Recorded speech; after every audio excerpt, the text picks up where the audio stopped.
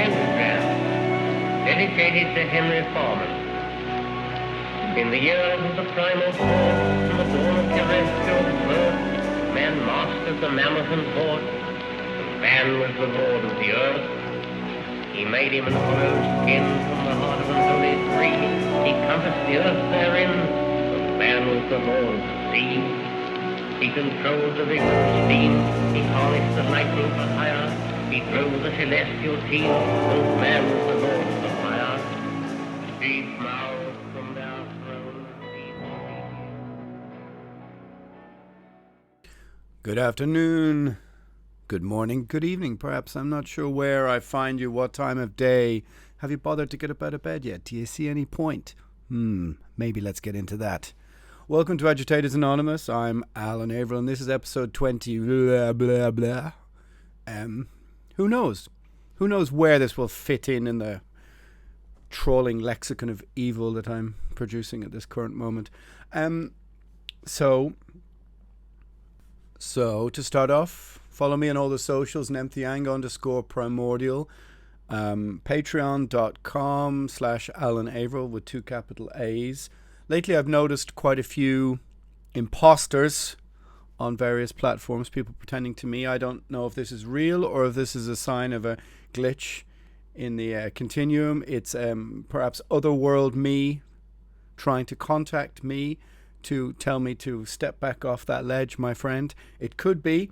And so if this is true, I appeal to them all to try a little bit harder to get through, because I'm standing on the ledge. So what do I mean by that? Well, it will probably come as no surprise that the last few podcasts have been a little bit more serious in their tone. There's been a few moments of heavy metal skullduggery, but for the most part, I have to admit my view on a lot of things at the moment is not particularly light, not particularly light-hearted. The world is in a very serious place. Ireland is in a very serious place. And this has really affected my mood towards things. And so I haven't had the motivation to make more, standing in a nightclub, taking pills and bags of ecstasy and all this kind of thing. Although it has crossed my mind that, of course, years of putting your body through the ringer right now might have caused my ability to create serotonin to be somewhat decreased, and that maybe this is driving some of the apprehension about where we are in the world. But somehow I think not when I look out in the streets and see 10 police trucks parked on the main street and police with batons fighting with protesters over a, well, let's call it what it is, a draconian lockdown. Ireland is more or less like an open prison now. And so these are my notes from the prison yard.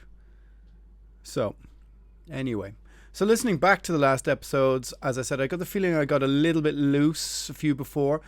In fact, let's be honest, the last month or two, the situation we're in has made everyone a little loose, unfocused and maybe a bit deranged. So I'll try and rein those in and get to the meat of the situation. But I will say that quite a lot of people have reached out to me to say they appreciate the fact that I'm trying to tackle some difficult subjects, that maybe I could speak a bit slower sometimes, and also to do more accents. So, it's been a wide range of requests that I've got. And no, I ain't dropping any merch anytime soon. But for what it's worth, my small drop in the ocean, apart from being important to me and my stumbling grey matter, I've been prone to a little bit of too much rambling. And like I said, just off the top there, the last few weeks, I think something has changed. Maybe it's because of the weather, maybe it's because of a whole load of things, but I sense a change in the climate, a change not only just in the weather, but the cultural weather. We're a few weeks away from the American election, which I think is going to have a huge impact across the West. But this whole COVID situation has taken on some new energy, some new meaning now. I think that maybe when the sun was shining and people were still able to head down and hang out in the sunshine with people and it all seemed a little bit more lighthearted.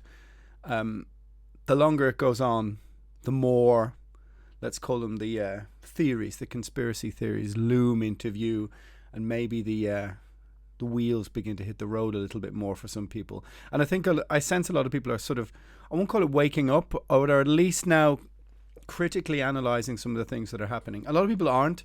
I've met with incredible resistance from people. I've noticed that one of the things, even when you present people with facts, is that if it contravenes their worldview or means they may have to reassess the bigger picture and their place in it, they just double down. It seems to be the age of doubling down. And it's very rare that somebody goes, yeah, fair point, I'll think about that. That just doesn't seem to be what we've inculcated into ourselves anymore, because I think we are, well, partly deranged by social media, but also the narcissistic, selfish impulse of social media, which not only believes us to think that every thought or ideal we have is sacred and therefore cannot be challenged, but also the nature of the process, arriving from one dot to the next, but not willing to connect the space between, I think is something that people are, well, let's call it not seeing the wood for the trees. Maybe that's being a bit patronizing, I'm not sure.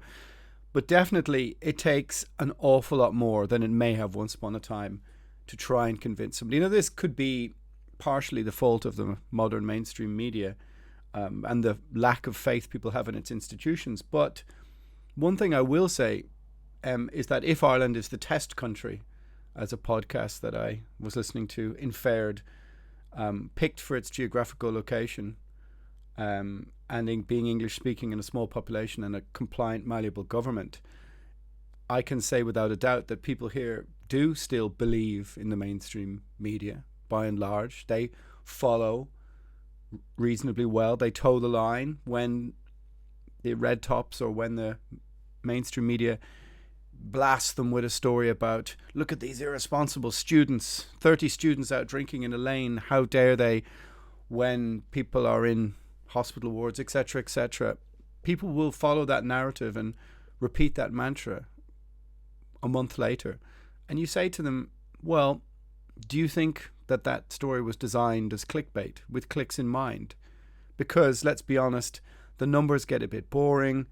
The general scientific hoo-ha isn't really that exciting. So a bunch of lads on the lash in the lane and a chance to reproach the young, who, let's be honest, are having their youth curtailed by this open prison experiment.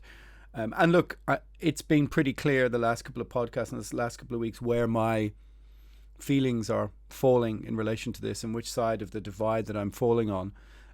You know, I would consider myself an open skeptic. I always have. But I try and err on the side of rationality and reason and empiricism and scientific analysis over emotion. But lately, the dial has been swinging to believing that maybe there is more to malice than incompetence. As I've been saying before, never put down to malice what you can to incompetence, which I still largely believe, but the percentages, the dial is moving. And I've found great resistance among some people to engage their critical thinking. And I get that because people are just, as I said in the last podcast, emotionally doubling down on their narrative, yes, but they're also just thinking, let's just get through this and get out the other side, not really thinking of the implications of the future that they or their offspring might inherit. Where might this be in 3 or 4 years? Are we just going to be in a perpetual state of lockdown? Now there's a part of me that sees this as a growing reality, as something that is far, far more likely than I thought in March or April. So, yeah, I am something of an open skeptic, you know, which means off the top that I will entertain in at least as much as I can varied opinion. Like I said, one of the problems with modern society, I think, is that, for example, people discuss diversity, but they don't really want diversity of opinion. And they certainly don't like, I suppose, the religious nature of their narratives challenged. And because, as I said, we've been sort of cosseted by the narcissistic urge of social media to believe that, as I said, everything we say has worth, and therefore being challenged is a form of microaggression, I suppose, to use a modern term. But I have friends and acquaintances who, from all sides of the divide, all sides of the sexual divide, all sides of whatever, I've never let that be a dividing line between who can or cannot have their say or put an argument to me or debate me or, just be my friend. And I think that makes me try and hold the middle. And I think that that's becoming increasingly difficult, holding the middle in a world where everything seems to be so polarized. So apologies if you tuned in for some heavy metal anecdotes, some lunacy and idiocy from my past. I'm going to kind of put them on hold for a moment or two. So this is kind of, I suppose, a relatively serious preamble through, is it a preamble or an actual amble? I'm not sure. I think I've been using that phrase incorrectly since 1820, I suppose. So I'm just going to go through a couple of serious things off the top of my head and see where we get to, seeing as, this is where we are right now. So anyway, it's like I said, I can acknowledge, of course, that I have biases and opinions. And I think that that's something we have to do. We all do it. I'm nuanced and so are you. The reality is that most of us have different opinions on different things, but very rarely anymore does anybody seem to move their opinion with informed information or reassess their opinion. It somehow seems to be the idea that everybody is U-turning, or what's the expression? Well, it's doing a U-turn. Surely doing a U-turn is a rather vital move when driving, so as to avoid, a collision or a cul-de-sac. But now it's become a pejorative term for not having the willpower to just double down on everything. So I try and avoid that wherever I can. And I think that to divide people on this basis, we all do it. We're all nuanced. And this gets forgotten. So I'll try and listen to the religious, the faithful, the atheist, the agnostic alike, and evaluate their claims. Try in as much as I can to not apply my own internal biases to everything. And true enough, this can be exhausting in a modern world where, as I said, everyone has their own version of reality now. We all have a curated version of our own reality. It can be entirely exhausting trying to shoehorn someone else's into that. But for the greater good of society, we probably have to. And I found incredible resistance among people to even standing a foot to the left or right to look at a position from a different angle. Because I get it. People are tired. They're fatigued. They're worn out. They just want a simple answer. And when you suggest to them that, there are 50 different questions you should think about, not just one, it just breaks their brain, because that morning they've got up, fed the kids, sent them to school, or not sent them to school as the case may be. Maybe they're worn out from homeschooling, making the dinner. They need to just relax for an hour or two in the evening. And then me knocking on the proverbial door, going, you need to think about the existential issue of your nation's liberty, is just too, I think it's too much.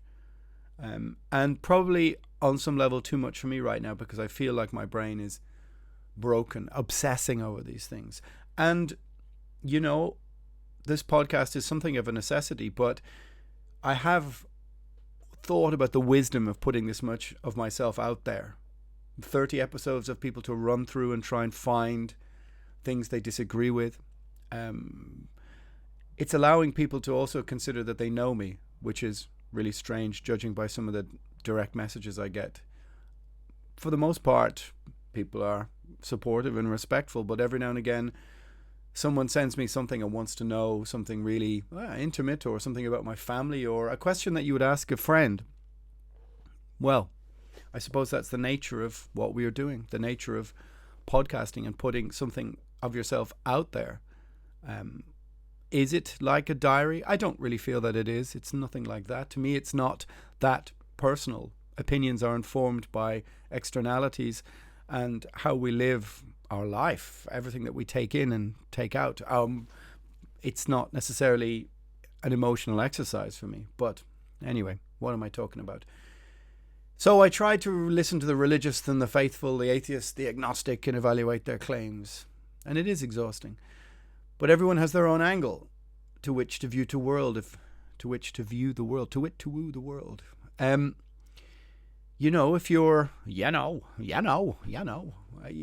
that if your algorithm is full of people like Sean Atwood, the guy who was in prison for dealing ecstasy or something, and is now, it would seem, a leading sort of conspiracy theorist. I don't really like that word, and I'll get into why. Or David Icke or whatever. Then the chances are you're going to veer towards viewing the world as a plaything for global elites, child trafficking rings. And you might not be entirely wrong. I mean, Epstein had an island. We see Ghislaine Maxwell in court right now. And, we all know about Jimmy Savile and this, that, and the other. To be obsessed with it seems to be a pretty dark place. In fact, I'm not sure there is a darker place than that, going down the rabbit hole into those places. So when people, I suppose, superficially talk about things like QAnon, I'm not even sure what that is. I don't really understand what it means. It could be just a creation of Reddit, I guess.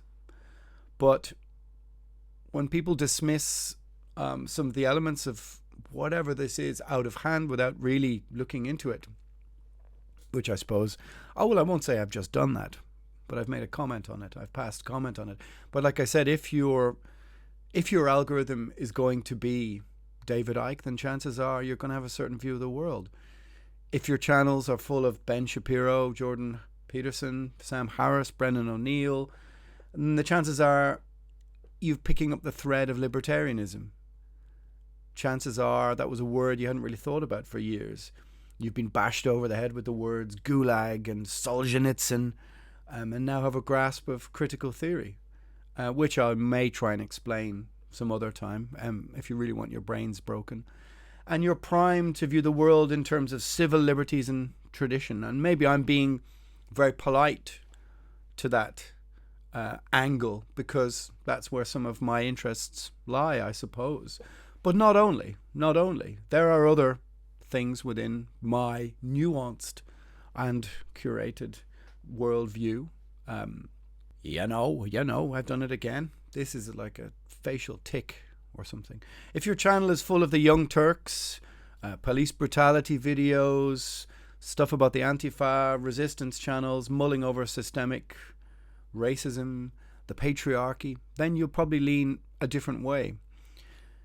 In actuality, those two things should overlap, and it's probably a healthy way to look at the world, to listen to Sam Harris and then to have somebody counter that from the other side. But that's not something we rarely do anymore. I try and do my best. I have friends in the Antifa. I know people on the left, on the far left.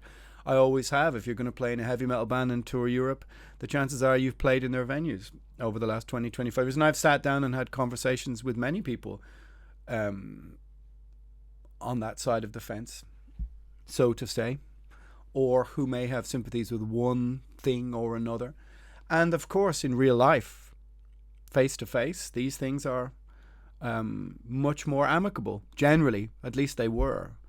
I'm not sure how amicable it is to be on either side of a police cordon, but that's where things are edging. That's where things are pushing to. There is no middle ground of debate. I mean, I've often said it before that maybe I've tried to explain it, I don't know, and maybe it's my mathematical way of looking at numbers, but if politics is a 1 to 9 and 5 is the middle, 1 being the far left and 1 being the far right, in reality there's very few people I've ever met who are 1 or 9, or really 2 or 8. There's an awful lot of people now, I think, who posture it being 1, 2, 3 because it's accepted more in society. But the problem is that the 1, 2, 3s, called the 4, 5, 6s, the 7, 8, 9s, if that makes any sense to you, or it just sounds like madness. Maybe it does. And so the middle ground kind of gets destroyed. So the ability to rationally debate and engage people becomes harder and harder, because you could be, let's say, fiscally conservative. You could be concerned about small governance and the overreach of the state, libertarianism or something like this. But this might place you at 5.5 on the scale. But yet you could also have voted for gay marriage, which I did. Which might surprise some people, but you can do that and yet also be concerned about other things, such as you could say, can we examine the question of unchecked migration? How do we relate to our borders? Things like this. And yet also have a nuanced point of view. And I think that that's something that's systematically being destroyed. And I think that many people, as I said, in the horseshoe of politics, as the 1, 2, 3s reach the other side with the 7, 8, 9s, if we bend that analogy round, the chances are, if they sat down, well, or maybe not sat down, but objectively from the outside, one could say that they have many of the same enemies, many of the same agents of the state move the dial for both of them. And so perhaps they have way more in common than they would imagine. Anyway, what am I talking about? My point is, we've all been manipulated to a certain degree. I mean, if your algorithm is just full of videos of Messi, well, which mine partly is, watching soccer clips and football matches from the 1970s, then get shown a documentary about Nigel Clough or Nigel Clough. So there's an obscure football reference from the 70s for you. So as you can see, this podcast is just going all over the place. So we've been manipulated to varying degrees, and this is something we have to try and take back from the narrative. As somebody who feels in the last few weeks that I've been going through some form of emotional ringer, or I'm not going to use the word triggered because I disagree with that as a principle, but for sure what is happening around me has affected this algorithmic manipulation, stimulation, whatever you want to call it. I'm not sure, was that a sort of Sisters of Mercy voice, wasn't it? It was a, Lucretia, Myra, sort of bit gothy. Well, I'm a secret goth. Everyone knows that. Also, the Goths, the Visigoths, the Vandals. I was thinking about this during the week. I might as well digress. I mean, that's what you're here for, my digressions. They say history is always written by the victors, but what if the victors have no written history? Have you ever thought about that? The Vandals, the Visigoths, the Goths have no written history, as I understand it. It was only an oral tradition. Oral tradition. So therefore, if the Mongols had taken Vienna in I think it was the 15th century, whatever it was, the Mongols had no written tradition. So therefore, like, the history of the Roman Empire wasn't written by the Visigoths, the Goths and the Vandals who sacked Rome. It was, well, written by Rome, was it not? So in that sense, what Rome was, what it meant to us, it's even been a sort of, it's impacted my worldview, as, Rome burns from To the Nameless Dead, as I've used lots of metaphors of ancient Rome in lyrics and stuff. So history is not always written by the victors. Anyway, I digress. What am I talking about? I'm talking about the middle ground, holding the middle ground. And you can hold the middle ground while having views that are nuanced, that swing from side to side. And I think that nobody should be ashamed of doing that. A personally curated view of the world. And the middle grounds in politics, culture and society seems to me to be almost destroyed. So let's try and tackle some difficult subjects. I'm going to try and do this over the next few podcasts. I'm going to do one about, well, I've done one about George Orwell because I think that is, well, maybe it's a cliche to talk about 1984, but it's worth looking at once again.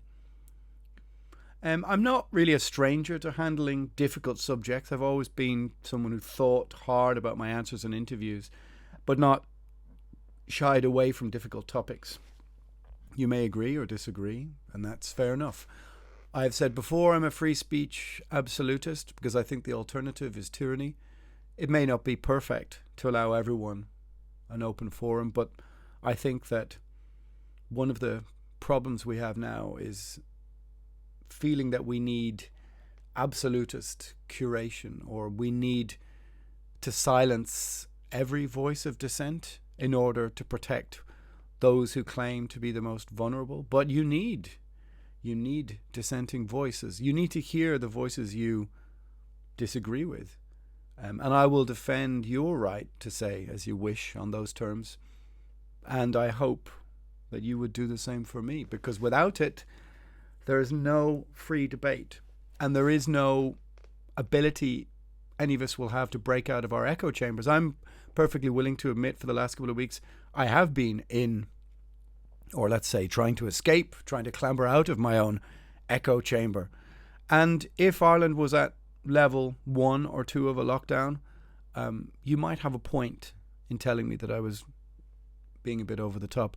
But at level 5, when we've handed over every single personal freedom to the state, and as I said to somebody today, tell me when that ever played out well for any citizens, for any group of people, when they handed over every freedom to the state. Because if there's a circumstance throughout history where that turned out well for the average person, for the citizen, I have not heard it, and no one has been able to quite answer me. The general response has been, well, yeah, but, you know, we might get Christmas, and I'm being patronizing, of course, but, and a little bit of a smart ass. But I think the point remains. Is, are we just turning into our avatars? Because we're spending so much time online, so much time living online, are people just retreating to being their avatars? And therefore, if they do that, that means that their real life is now online and not out in the real world. Because I've been very surprised, and I must admit disappointed and rather scared at the amount of people who don't seem to mind this brave new world we're about to enter, or threatening to enter in my subconscious, I don't know, but who don't seem to mind. They feel quite happy to pad around their apartment in their pajamas, as I said before, smoke a bit of weed, walk the dog, eat a sandwich, watch Netflix, play the guitar, take the money from the state. They don't really seem to mind this very much. Maybe they were people of a limited worldview to begin with, I don't know. Maybe it just feels safer to have that much overreach into their own personal freedoms, and they've been conditioned into wishing to just stay at home. I don't know. But I think part of it is that people have become their digital selves. They've become their avatars. Whether this is the byproduct of gaming, I don't know. But we live and now act as we are our avatars. And that's, I've just said that word about 5 times. Shoot me in the head, please. And it's often in the course of this year that I've heard the word LARPing. Now, I never knew this word really meant, live action role playing. But being your avatar is all fine and well until bullets start flying. And I think we are quite near to that moment. If we can pull back from the brink, I don't know. I said before, and it's a phrase I quite enjoy, if all you have is hammers, then everything looks like a nail, and that's the truth. So forgive me if you wanted some more daft heavy metal stories. There will be some time for those, and forgive me if I have somehow become too serious. The feeling of weight is almost impossible to escape from under lately. But yet we should not shirk trying to discuss these things. So on those terms, and for what it's worth, don't try and pin me down to either side if this is maybe what you thought. I'm neither. I'm a nuanced human being who has varied opinions, and adjacent to nothing in particular. And that's also a terrible sentence. Adjacent to, which basically means someone we disagree with, which is quite incredible. I'm adjacent to nothing in particular, only what I perceive to be rationality, empiricism, and reason. And when I say empiricism, some people misunderstand that. That's nothing to do with empire. That is to me, it's the analysis of fact, you know. So maybe I've been shirking some serious issues on the podcast since I started. Maybe you don't want to hear them. This is also fine. Tune in next week or in a month or in 4 years when I'm still in the same position. But I didn't want it to turn into my soapbox or my open-ended therapy session. Of course, I thought of the wisdom of doing this, putting so much of myself out there, but that goes with the territory. So what am I getting at? What am I working towards half an hour in? You've probably switched off already. But something broke in me, like I said, when I heard our leader in Ireland, the Taoiseach, say there will be no return to normality without a vaccine. It landed hard, and maybe in a stressed mental state, it was a punch that landed harder than normal, but somehow it confirmed some of the things that have been lurking in the grey matter about what is happening. Friends in the medical industry say there is talk of a vaccine being ready, or at least going into initial trials in a few months. But a friend of mine connected to a company in the USA said, well, you, white middle-aged male of healthy, she doesn't know what's going on inside my head, but of a healthy state, will probably be last in line, I would imagine. And so therefore, this is 3 or 4 years you're looking at. So what do we do? Do we oscillate back and forth between 1 and 5 in lockdown for the next 3 or 4 years? So nobody can tell me that the industry of big pharma is altruistic or has our best interest at heart. It clearly doesn't. For the last 30, 40 years, it's been one of the greatest evils of the 20th century to make people believe they're constantly sick. And I don't think anybody in their right mind would imagine that they behave in an altruistic manner. And yet I met with resistance from this observation, resistance to this observation from some friends on the, we could say, the left side of things, because somehow they seem to be clinging to the state narrative. Maybe that's unfair to say they're from either divide. Yet they would be the same people who would openly discuss Obamacare, even in Ireland, or the HSE, the health service here. One of the main people involved in lecturing the entire country of Ireland was involved in an incredible scandal to do with cancer patients, with women who've been having smear tests, and people died because of this HSE, fuck up, to be honest. And yet here he is, still in a job, lecturing the country about the terms of our lockdown. Strange? Yes, indeed. And these will be people who will be discussing, going back to my point about, say, something like Obamacare. I mean, what am I to talk about that? But let's say, Big Pharma is, they're culpable in the whole opioid crisis. I can see it on the streets here. People who are very clearly under the cosh of whatever opioids now fill the streets of Dublin. And that is entirely linked to the interests of Big Pharma. But here we are to believe that their interests within this pandemic are benign. We really believe that? People really believe? Now, maybe this says more about me, but not for a second do I believe that. So, does this mean that in a manipulated situation by Big Pharma in order to vaccinate the world, what does that vaccination entail when our leader says, until there is a vaccination, there's no return to normality? And look at is, where do the wheels meet the road when it comes to what we consider to be conspiracy? Because maybe it's time for us to try and flip open the hood on our critical thinking and check the engine.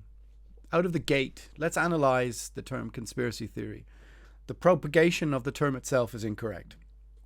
The implication in the term is that it is founded in nothing. That once we swim in those waters, it's a lie. But what is a conspiracy? Would you call Operation Valkyrie a conspiracy to kill Hitler? You probably would, right? Did they manage? No. Sadly, the leg of a sturdy table stood between the fate of Him and many, many people. Did Brutus conspire to murder Caesar? He certainly did, and he plunged that knife deep. So why do we assume that the phrase itself implies untruth? Maybe the deployment of the phrase is itself a conspiracy. Yet is the idea that the moon landing was faked a conspiracy? It is also. Now as I tread, as I've said, I tread carefully here, as I stated before. I'm not a conspiracy theorist. I often think about the sentence, as I said before, never put down to malice what you can to incompetence. And I think this is important to consider. The idea that thousands of people could keep the truth about the moon landing quiet for 50 years, and that somebody only doing research at the end of a screen would find the truth. Well, I think things like where we are now, is this a globalist plot? I read an article in the Telegraph by some woman the other week who was saying that it's beginning to look like it. And even friends of mine who don't entertain things like this are beginning to properly worry about what's happening. A globalist plot, think about those two words. This would require so many working parts that the mind boggles. Do I think that all Irish politicians are in on some Machiavellian plot to enslave society? I didn't 6 months ago. I certainly didn't. And I held the line with my friends who did during the summer. But now some of those things are beginning to loom through the shadows. I still don't buy it completely, of course. Like I said, I'm an open skeptic who tries to hold the line between irrational and emotional charges on either side. But could we say causation, manipulation, what caused the situation? Is it a natural phenomenon that's been taken advantage of, like the indigenous beachside fishing industries swept away in the tsunami that were then replaced by luxury condos as property developers sought to take advantage of a natural disaster? Property developers did not cause the tsunami, but they sure scavenged the wreckage. Do you see what I'm getting at? It's clear that despite this situation emanating from Wuhan province in China, we all saw the footage of people falling like zombies in the street. Yet, in August, we saw a video of a poolside rave in Wuhan, and we hear it's returned to absolute normality. It's opened up completely. Yet here in Ireland, we are in lockdown 5. Is this the folly of politicians? Is this the lack of hubris, if that's the right word? Is this the lack of any ability to turn the car around once we're heading in the same direction because prideful young men who now have positions of power in the government are unwilling to admit a mistake and say, okay, we need to change things around? Or is there something more driving this? So over the past few weeks, I've been reading and studying a lot about the Cold War, which always fascinated me. And there was so many clown car gaffes and crazy ideas that came from both sides, from mind control to, well, staring at goats, I guess. You know, this is the product of Cold War crazies. But it's clear under some ideologies, they almost brought the world to extinction. I talked about it in my Chernobyl podcast. There was insanity, confusion and incompetence. Look at the Bay of Pigs. We almost came that close to the end of mankind, the end of civilization. How much of that was incompetence and how much was malice? If the grasshopper early warning system that was built in Pripyat malfunctioned, as I said before in the podcast, in 1983, and it lay in the hands of one man to not return fire at the 1 or 2 nukes he saw incoming into Soviet territory. One man. And yet what was that? That was a malfunction within the system that caused almost a conflagration. Almost this man pressed the button to send a return fire to the USA over a malfunction. Are we in the process of a malfunction? Like I said, I'm a man who believes the truth is a grey area. It always is. I don't believe in absolutes. I find them mathematically impossible and implausible. How did World War I start? Thousands of books have reached different conclusions because there are so many factors. And this is what is brain breaking about all of this. Thousands of books have reached different conclusions because there are many factors. So to what percentage can we attribute malice and incompetence? With an attempt at rationality, I would have placed the dial somewhere in the middle, fluctuating. 20% malice, 80% incompetence was what I would have said in March. And now it's fluctuating. The dial is moving. But lately, maybe this is my pessimism talking, but the dial is moving. The dial is moving. So the implication is life will not be normal without a vaccine. And the same mantras are heard from leaders across Europe. Or life will not return to some kind of normality until we take the vaccination.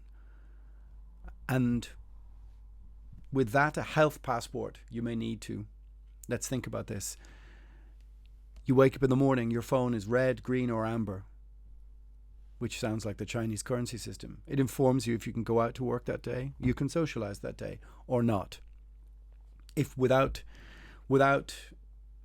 committal to this digital vaccination passport, the chances are I wouldn't have been able to, not the chances are, I can't say with certainty, but maybe you can't visit your parents in hospital.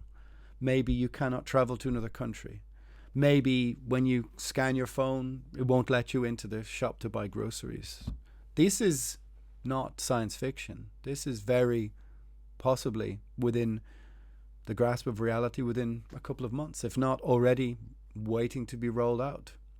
So just to take the train out to see your parents. And I always said this, if you go back to the first few podcasts when I was harping on about biometric passports, blah, blah, blah, blah, blah. We're already conditioned with red and green stop-go signs to enter the shop around the corner. Similar to Chinese workers, as I said in the morning, who are told to stay home or come to work on the tracing app. Do I sound like a conspiracy theorist yet? If we were in level 1 and moving to open back up, I wouldn't. But because we're at level 5, I don't think I do. I've been trying to rationally distance myself from the subject matter here and see what does and doesn't make sense. So what if simply living requires all of this? That it's impossible to live without this vaccination passport. Is this the goal? How do we apply this to the whole world? Is that even possible? Again, so many moving parts. Yet tell me the noises coming from authority don't sound like this. I mean, who could deny, really, if they were being honest with themselves, that Dublin right now is a form of police state? Like I said jokingly in my quite frankly underappreciated 12 Rules for Living in Dublinistan podcast. But we're told it's for the greater good, but maybe it's all just a pressure test. Someone said, hey, how about Ireland? Geographically equidistant between America and Europe, speaks English, small population size, malleable and compliant people in government. Okay. Let's put the stress test right there. And we are in the Petri dish. We are patient zero. And this is just like a stress test. And slowly but surely, people become adapted. They're malleable, they're tired, they're fatigued, and it slowly becomes everyday life and law. So this brings me to, I suppose, let's call it the end of part 1 of an assessment of where we are about to head into, 2022, the end of the year. I realize that a 50-60 minute ramble like I just did is too long, and that looking at the statistics, a lot of you don't get to the end of the podcasts. And because the meat of this subject is so serious, what I'll do is I'm going to do maybe another part of this one, and that will be next week. But I'm not sure what the meat of this random roll through some ideas is. I think what it is that to be an open skeptic means you try and hold the line between either form of extremity, of opinion that you seem to view as irrational, or to try and assess facts, to try and not get emotionally engaged to a point that it distorts your view of these things. But yet, of course, all of us are having our view distorted because we're viewing this through the prism of a screen, through the prism of our avatar, if you want.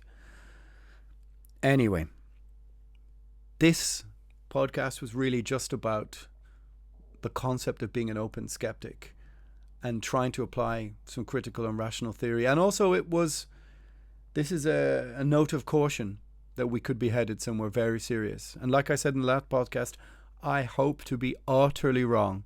I hope to be proved to have gone clinically insane for all of your benefit, and that you may all get back to normality in 6 months. And you can visit me in the loony bin or whatever. No problem. You can come up and poke fun at me. You can play bits of my podcast back to me and go, you see, you fucking idiot. I hope you are right. But right now, from where I'm looking at things, the dial is shifting, my friends. And that's going to be it for now. That's going to be it for this episode. So, share, listen, subscribe.